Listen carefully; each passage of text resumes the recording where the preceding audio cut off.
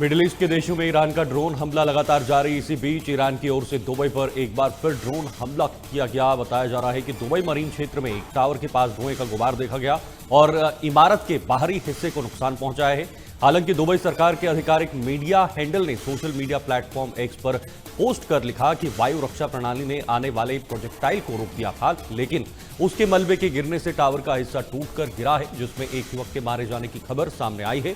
अधिकारियों के मुताबिक स्थिति अब पूरी तरह नियंत्रण में है।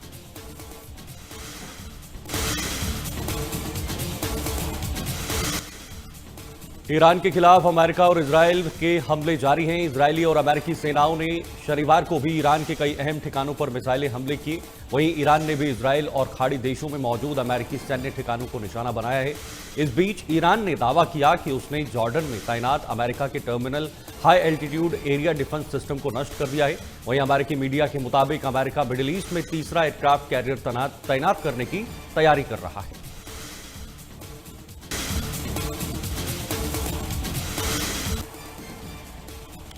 अमेरिका इजरायल का ईरान के कई इलाकों में हवाई हमले जारी हैं। इसी बीच अमेरिका और इजरायल की ओर से तेहरान में स्थिर खर स्क्वायर के पास जोरदार धमाकों की खबर सामने आई है।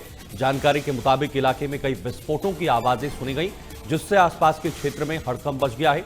बताया जा रहा है कि हमले का निशाना एक बसेस बेस और एक अन्य हथियार से जुड़ा परिसर था। घटना के बाद सुरक्षा एजेंसियां मौके पर पहुंचकर बचाव अभियान चलाए हैं। फिलहाल नुकसान और हताहतों को लेकर आधिकारिक जानकारी सामने नहीं आई है।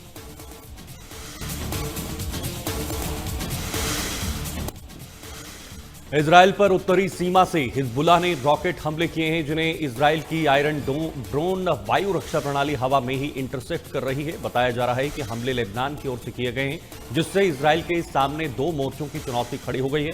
वहीं दूसरी ओर ईरान की तरफ से भी मल्टीपल वॉरहेड मिसाइलों का खतरा बताया जा रहा है। तेल अवीव, जेरूसलेम, हाइफा और किरियत शमोना समेत कई इलाकों में एयर डिफेंस सिस्टम सक्रिय हैं और लगातार रॉकेटों को हवा में ही नष्ट किया जा रहा है, जिसका वीडियो भी सामने आया है।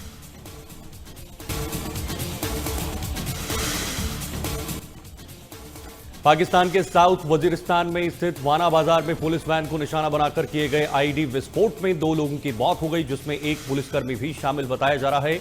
पुलिस के मुताबिक इस हमले में 25 से ज्यादा लोग घायल हुए, जिन्हें इलाज के लिए अस्पताल में भर्ती कराया गया है। वहीं सुरक्षा बलों ने पूरे क्षेत्र को घेरकर जांच शुरू कर दी है।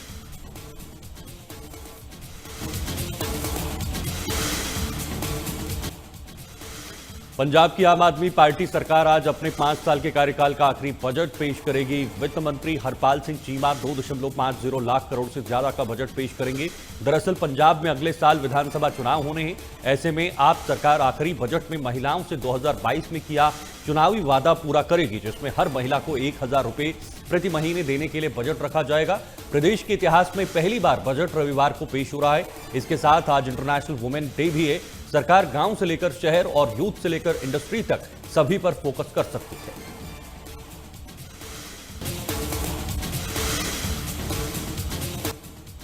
पंजाब के मुख्यमंत्री भगवंत सिंह मान ने तरनतारन को जनसभा में संबोधित किया। इस दौरान उन्होंने करोड़ों रुपए की लागत से बन रही लिंक रोड का उद्घाटन भी किया। इसके साथ ही सीएम मान ने दाना मंडी में रैली को भी संबोधित किया। इस मौके पर स्थानीय विधायक सरवण सिंह धुन के अलावा आम आदमी पार्टी के कई अन्य नेता और कार्यकर्ता भी मौजूद रहे।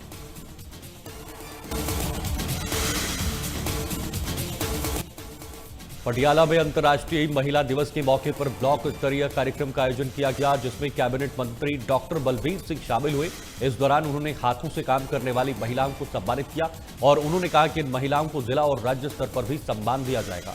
कैबिनेट मंत्री ने बताया कि पंजाब सरकार महिलाओं की सुरक्षा, सम्मान और सशक्तिकरण के लिए लगातार काम कर रही है। स्वास्थ्य मंत्री ने बताया कि आज विधानसभा बजट सत्र में महिलाओं और युवतियों के हित में कई योजनाओं की घोषणा की जाएगी।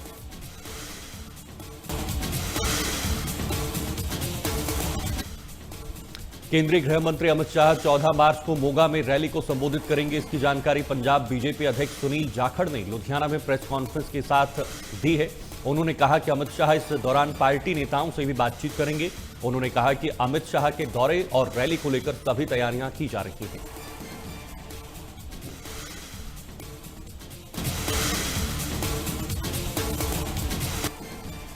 पंजाब में युद्ध नशे के विरुद्ध पार्ट 2 मुहिम के तहत लगातार नशा तस्करों के खिलाफ कार्रवाई की जा रही है। इसी बीच लुधियाना के जमालपुर थाना की पुलिस ने चंडीगढ़ से लुधियाना आ रही एक कार को रोककर जांच की। इस दौरान कार से अवैध 60 पेटी शराब बरामद की गई है। इस मौके पर पुलिस ने कार सवार दोनों युवकों को गिरफ्तार कर लिया और कार भी जब्त कर ली गई है। एसीपी इंद्रजीत बोपाराय ने बताया है कि आरोपी चंडीगढ़ से शराब लाकर यहां सप्लाई कर रहे थे। पुलिस ने आरोपियों के खिलाफ एनडीपीएस एक्ट के तहत मामला दर्ज कर जांच शुरू कर दी है।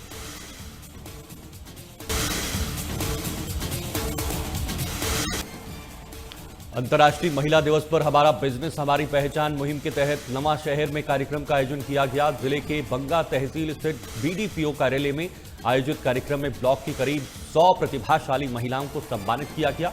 उन्होंने अपने अपने क्षेत्र में समाज में अपनी अलग पहचान बनाई है।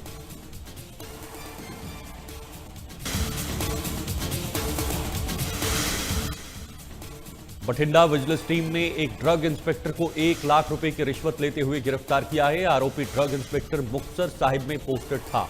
विजिलेंस ब्यूरो टीम ने शिकायतकर्ता से मिली शिकायत के बाद जाल बिछाकर आरोपी को उसकी सरकारी गाड़ी से पैसे के साथ रंगे हाथों पकड़ लिया है।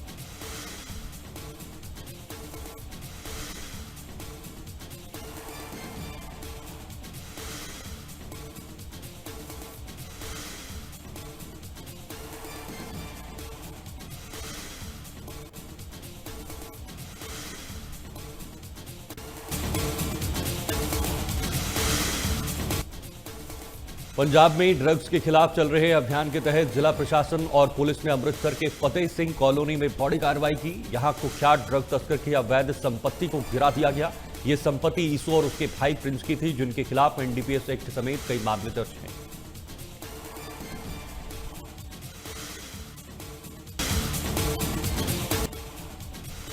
सोनीपत की बेटी मानसी ने यूपीएससी परीक्षा में 137वीं रैंक हासिल कर पूरे जिले का नाम रोशन किया है। मानसी की इस कामयाबी के बाद उन्हें बधाई देने वालों का उनके घर पर तांता लगा हुआ है। बता दें, मानसी ने इस परीक्षा को अपने दूसरे प्रयास में पास किया है।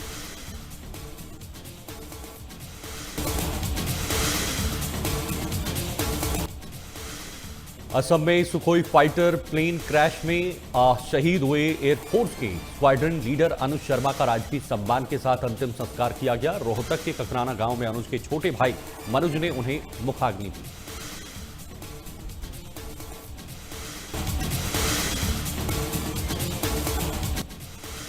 हिसार में नशे के अवैध कारोबार पर रोक लगाने की विशेष अभियान चलाया जा रहा है। इस अभियान के तहत हांसी पुलिस ने कार्रवाई करते हुए एक नशा तस्कर को गिरफ्तार किया है। तस्कर के पास से करीब 10 किलो गांजा बरामद हुआ। पुलिस ने आरोपी के खिलाफ एनडीपीएस एक्ट के तहत मामला दर्ज कर लिया है।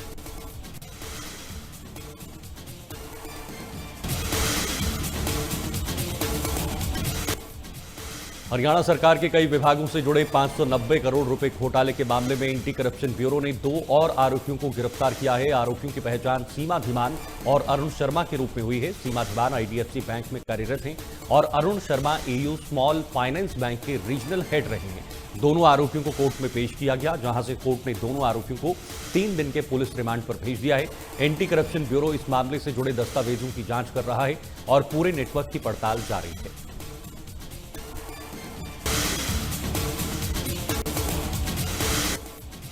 जींद में रंग बनाने वाली फैक्ट्री में धमाके के बाद भीषण आग लग गई। हादसे में 4 महिलाओं की मौत हो गई है, 17 लोग घायल हुए।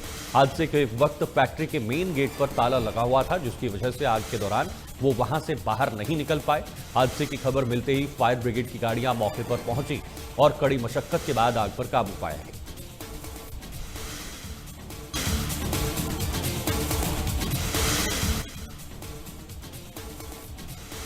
उत्तर प्रदेश के मुख्यमंत्री योगी आदित्यनाथ ने मथुरा का दौरा किया है। इस दौरान उन्होंने श्री कृष्ण जन्मभूमि मंदिर पहुंचकर भगवान श्री कृष्ण के दर्शन किए और विधिवत पूजन अर्चन किया। इस प्रदेशवासियों के लिए सुख, शांति और समृद्धि की कामना की है। दर्शन के बाद मुख्यमंत्री ने कहा कि ब्रजभूमि का कण कण ऊर्जा और भक्ति से भरा है।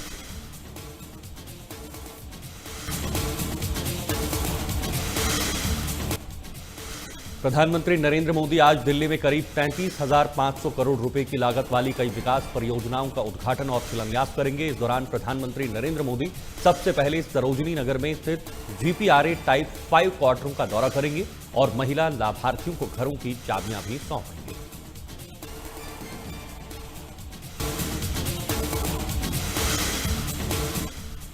प्रधानमंत्री नरेंद्र मोदी आज दिल्ली वासियों को कई बड़ी सौगात देंगे। इस मौके पर पीएम मोदी करीब 33,500 करोड़ की लागत से कई विकास परियोजनाओं का लोकार्पण और शिलान्यास करेंगे। इसके अलावा शुरू होने वाली परियोजनाओं में दिल्ली मेट्रो के 2 नए कॉरिडोर शामिल हैं। पहला कॉरिडोर पिंक लाइन पर मजलिस पार्क मौजपुर बाबरपुर के बीच का है। ये लाइन राजधानी के कई इलाकों को बेहतर कनेक्टिविटी प्रदान करेगी। दूसरा मजेंटा लाइन पर दीपाली चौक मजलिस पार्क के बीच कॉरिडोर बना है।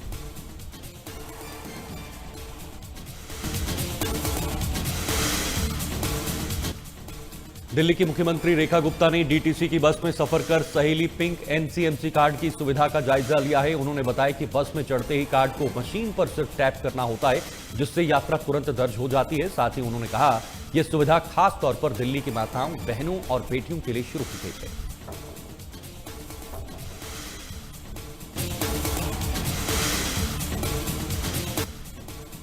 राज्यसभा उम्मीदवार करणवीर सिंह बौद्ध ने नेता प्रतिपक्ष भूपेंद्र सिंह हुड्डा से मुलाकात की है। इस दौरान दोनों ने राज्यसभा चुनाव को लेकर चर्चा की है। मुलाकात के बाद भूपेंद्र सिंह हुड्डा ने कहा कि हरियाणा में राज्यसभा की सीटों पर एक में बीजेपी और एक में कांग्रेस का उम्मीदवार विजयी होगा।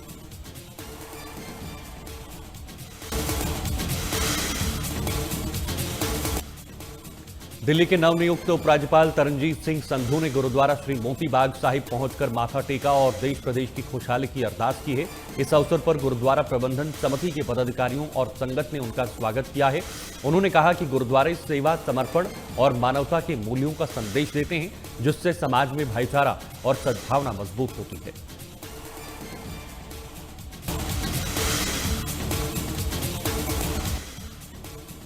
T20 विश्व कप 2026 का फाइनल मुकाबला आज भारत और न्यूजीलैंड के बीच खेला जाएगा। यह मुकाबला भारत और न्यूजीलैंड के बीच अहमदाबाद के नरेंद्र मोदी स्टेडियम में शाम 7 बजे से खेला जाएगा। दरअसल दोनों टीमें पिछले 2 साल में लगातार दूसरे आईसीसी टूर्नामेंट के फाइनल में आमने सामने हैं। इससे पहले 2025 की चैंपियंस ट्रॉफी के फाइनल में भारत ने न्यूजीलैंड को हराया था।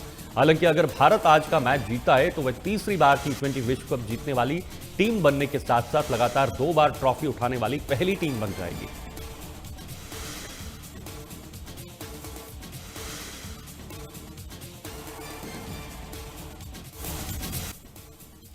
मिडिल ईस्ट के देशों में ईरान का ड्रोन हमला लगातार